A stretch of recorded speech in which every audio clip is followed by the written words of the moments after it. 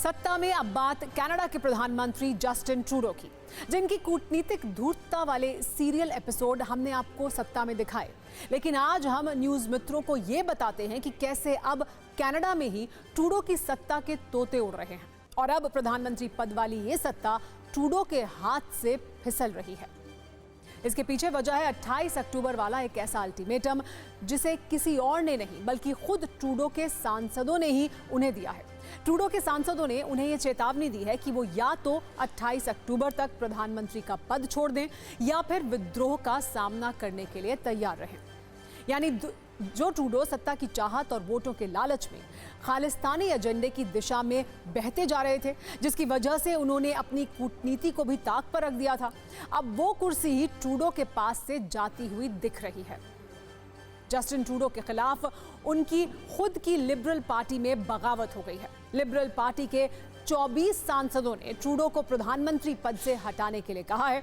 सांसदों ने Justin Trudeau को खुली चेतावनी दी है, इस्तीफा दो वरना वो विद्रोह करके उनकी सत्ता को उखाड़ देंगे। इसके लिए बाकायदा ट्रूडो के सांसदों ने एक पत्र पर दस्तखत मुहिम चलाई है। ट्रूडो के खिलाफ सांसदों की इस बगावत के पीछे वो आशंका है जिसमें अगले साल आम चुनाव में हारने का डर छिपा है, क्योंकि सांसदों को लग रहा है कि ट्रूडो की लोकप्रियता कम हो गई है, जो उन्हें चुनाव में हरा सकती है। खबर है कि ट्रूडो ने बुधवार को लिबरल पार्टी के 20 सांसदों से बंद कमरे में मुलाकात भी की और इस बैठक में लिबरल पार्टी के सांसद पैट्रिक व्हीलर ने अगले साल चुनाव में जीत हासिल करने के लिए पीएम के इस्तीफे को जरूरी बताया। पैट्रिक व्हीलर ने कहा कि अमेरिका में बाइडेन की लीडरशिप में डेमोक्रेटिक पार्टी चुनाव में बहुत पीछे थी, जिसके बाद उन्होंने दावेदारी छोड़ी और कमला हैरिस का नाम आगे कर दिया। इससे डेमोक्रेटिक पार्टी के प्रति जनता के रुख में अचानक परिवर्तन हुआ और उसकी बढ़त मजबूत हो गई। कनाडा में भी लिबरल पार्टी इसी तरीके से वापसी कर सकती है, इसीलिए ट्रूडो को लोगों की बात सुननी होगी। अब इस बगावत के पीछे समीकरण क्या है, ये समझाएंगे आपको।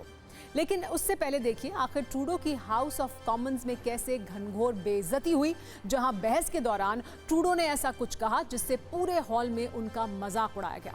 भारत के खिलाफ प्रोपेगेंडा चलाने वाले ट्रूडो की टूटी फूटी अंग्रेजी पर सदन में विपक्षी सांसदों ने कैसे मजे लिए, पहले आप वो देखिए।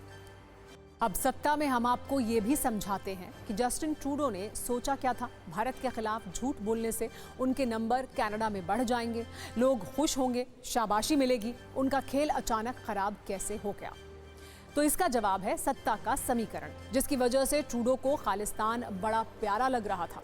दरअसल कनाडा की संसद में सांसदों की संख्या 338 है। इनमें बहुमत के लिए जरूरी सांसद हैं 170, जबकि ट्रूडो की लिबरल पार्टी के सांसद हैं 158। यानी ट्रूडो की पार्टी के पास सत्ता में बने रहने के लिए बहुमत नहीं है और यहीं पर जस्टिन ट्रूडो का दिल खालिस्तान के लिए जोर जोर से धड़कता है और इसी सत्ता के मुंह में वो भारत से दुश्मनी भी मोल लेने को तैयार हो गए थे।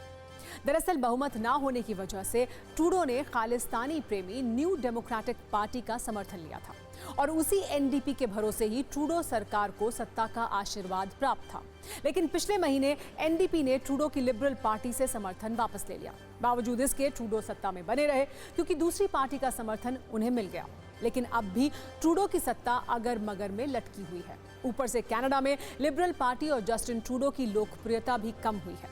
इसकी एक वजह ट्रूडो द्वारा भारत के खिलाफ झूठे आरोप भी हैं, जिससे लोगों में गुस्सा है और इसी का नतीजा ये है कि ट्रूडो के हाथ से सत्ता फिसल रही है।